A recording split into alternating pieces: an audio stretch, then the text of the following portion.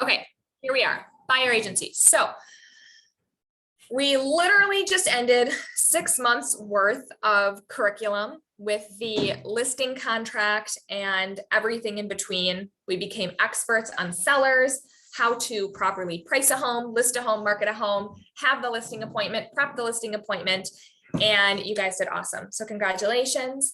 Brooke has certificates for both of you because you both officially graduated with your 5 closings. She'll be bringing those in as soon as she comes back, and we'll get a picture.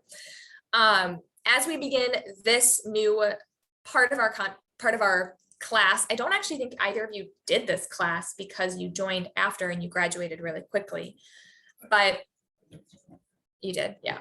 I want to start talking about buyers, and we're really going to start chronologically. We're going to start with the buyer agency contract, which is the root of how this all begins and where it all begins with a buyer. So we're going to take our seller hat off now. We are not representing the seller. We are working with buyers at this point. What do you talk about in a buyer consult? How do you prep a buyer? How do you explain the root fears of buyers? How do you handle objections? How do you write an offer to purchase? How do you manage a showing? How do you schedule a showing? How do you use MLS?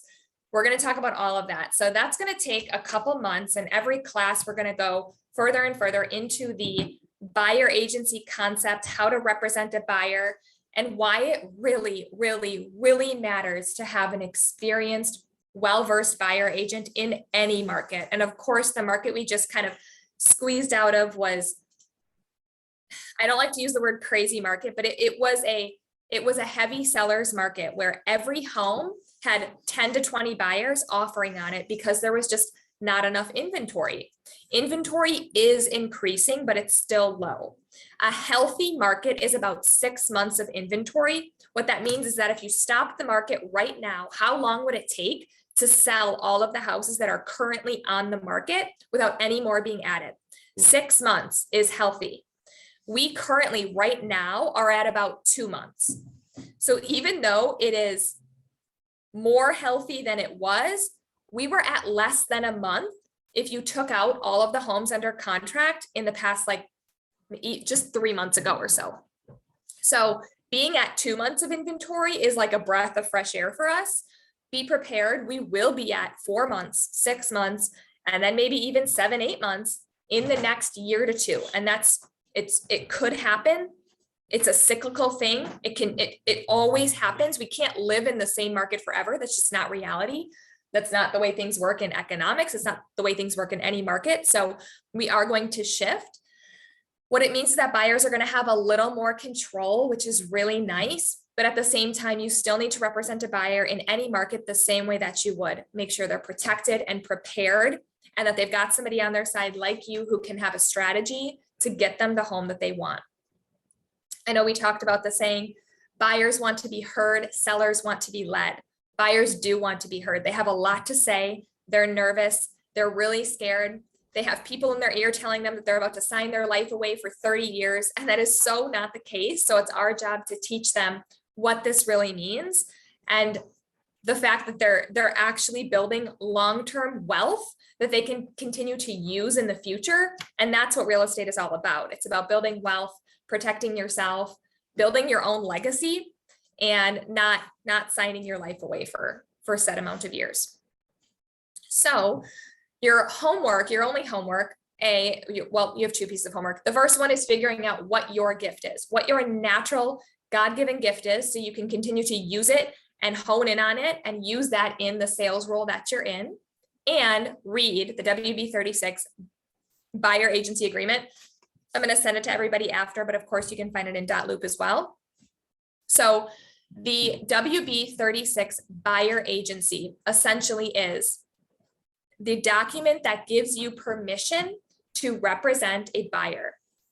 In the state of Wisconsin, we are all contractually obligated to represent the seller, not the buyer. Okay, so what that means is that naturally when you walk into a house, you represent that seller automatically. That's the state of Wisconsin. That's how this works. Until you have a document kind of undoing that and allowing you to work in the buyer's best interest, you work for the seller. That magic document that gives you the ability to not work for the seller and work for the buyer is the document we're looking at, the WB36 Buyer Agency Agreement. So at the end of the day, there's a misconception that this document is the buyer promising to work with you. That is not the case. And in reality, as we're going to talk about with some of our buyer agency myths next week, this document indeed is not a promise that the buyer is only going to work with you or be exclusive to you. That's not right. In fact, if you have a buyer sign this agreement and you take them out on showings, work with them for years, they go to an open house, they meet a listing agent there, and they end up having that listing agent write an offer for them, you may not be owed a commission. So this is not procuring cause. Those are two very different things. What this document is it's saying what rights the buyer has and what is owed to them and what is owed to you as an agent. So it's a document that is really for the buyer, not for you. So next time when we meet, because we're ending in about 10 minutes, we are going to dive into common myths with the buyer agency. But I want to just get started line by line. We are going to read this because it is important that you know exactly what it means, because there will be a time when you are at a meeting and somebody goes, please explain line 56 to me. And I want to make sure that you know what to say and that you can honestly say, yes, of course, I've read this document that I'm asking you to sign. So that's important. So line 1. So first of all, this document was last made in 2017. It has not changed since then. I don't anticipate it's going to be changing soon either. So you're going to be using the same document for a long time. When it changed, there were a lot of really nice changes that were made to it. So there's really no reason that it would be changed unless somebody gets sued. And in that case, then they might change it. Line 1. The nice thing about this document is you can use it both for representing a buyer or representing a tenant. So you choose right away which one you're doing. Exclusive authority to act as a buyer agent or a tenant representative. So you're just going to strike one depending on what you're doing. So literally just file, or when you're in here, it'll say add over here, add strike through, and you'll just add your little strike through right there. When you're in .loop, it's super, super simple. We've got lots of .loop videos for you guys to watch too if you ever get stuck. But of course, I'm always here and we can always look at the screen if you have trouble with .loop. But the reason we just switched back to it is because of how much we love it, because it is the best e-signature platform on the planet, I think. Okay, so if neither is stricken, both apply. So you want to make sure you strike one because you're not representing them as a tenant. Gives the firm and its agents the exclusive right to act as buyer agent and or tenant's agent to locate an interest in property and to negotiate the acquisition of an interest in property for client, except as excluded under these lines. So if we look at these lines, why would we exclude a property? Well, there's a really, really good reason. And this actually happens more commonly than you would think.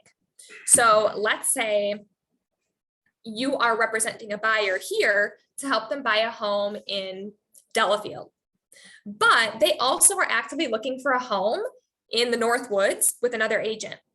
Totally legitimate. They absolutely can do that and should have a Northwoods specialist and a specialist here helping them. So what that means is that when you fill out a buyer agency with them here, you are going to exclude homes in the Northwoods because you don't have a right to represent them up there.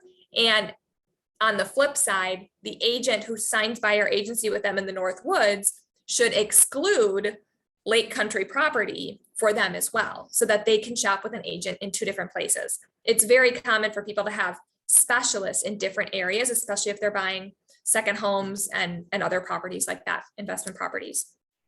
So that's typically why you would exclude something. If there's something they're actively shopping for separately, vacant land, commercial, office building, they might have different agents for different things. So with that, if buyer's agent is stricken on line 1, these do not apply. So if you strike out buyer agent, these don't matter because you're a tenant representative. 99% of the time, you guys are representing buyers, but know that with your license, you can represent tenants as well and rental properties.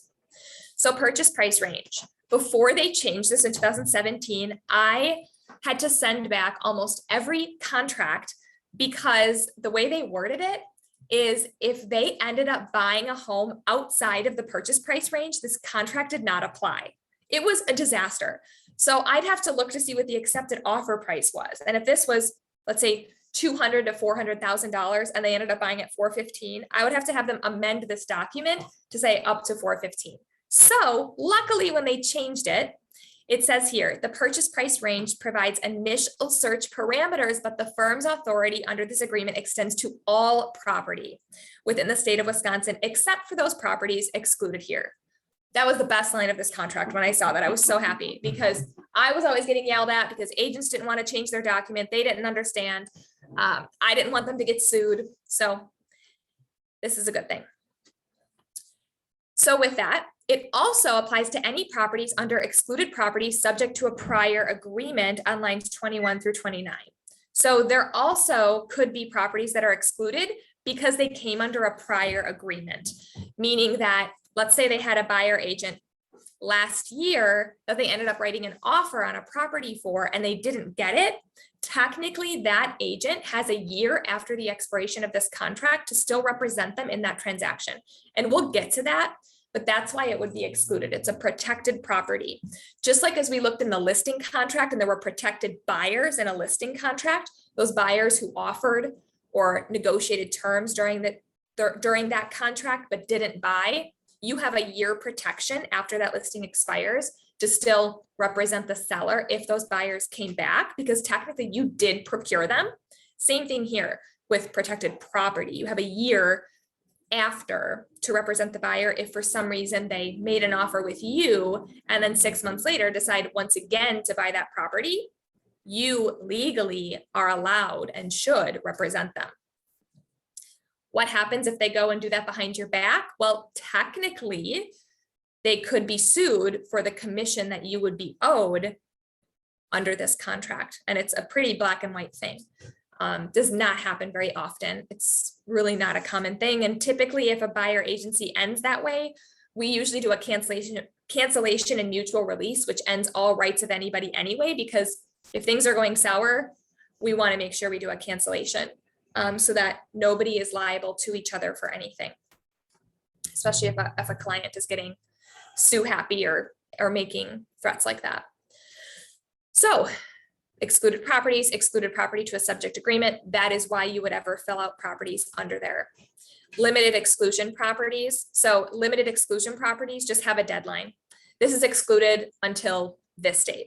Might be something that they're in the middle of buying right now, or they might be buying. So or they might say, you know what, I am going to buy a house with you if this house falls through.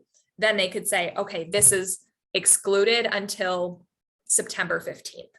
The listing contract has the same thing where there's certain people who could buy their home until X date and then are no longer excluded, like a neighbor or something like that. Compensation. How do you get paid?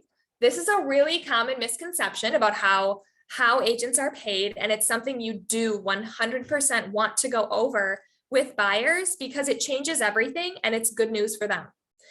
You are going to make a commission, yes, but 99% of the time, your commission is paid by the seller. So a buyer literally gets to have an agent for free. It sounds too good to be true. It really does, but it is not.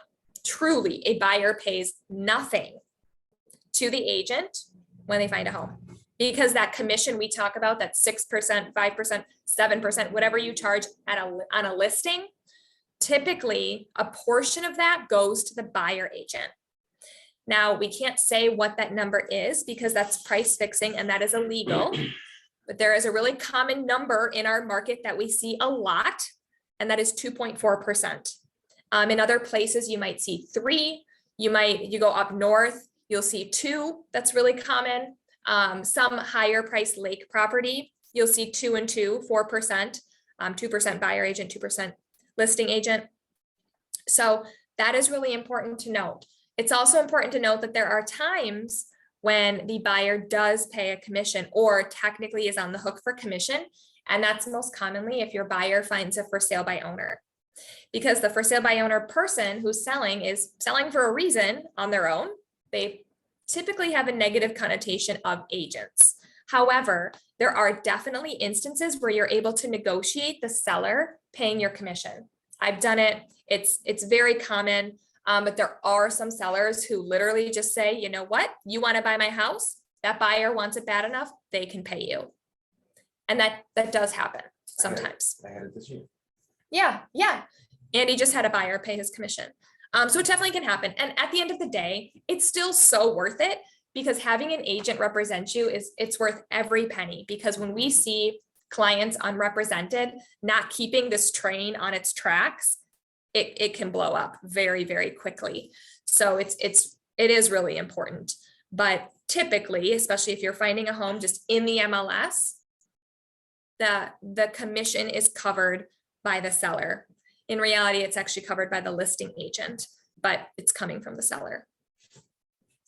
So the line that we put here typically is 2.4% or as stated in MLS offer of compensation, comma, whichever is greater. So when you write your first contracts, I always look them over line by line before your buyer ever signs them. And that's always what I'll have you put in that line. The reason I write that is because if the MLS offer of compensation is 3%, I want you to make sure that you can have that. So we don't just put the 2.4%, we'll put that additional in there as well. And I just want to quick show you where you see that MLS offer of compensation.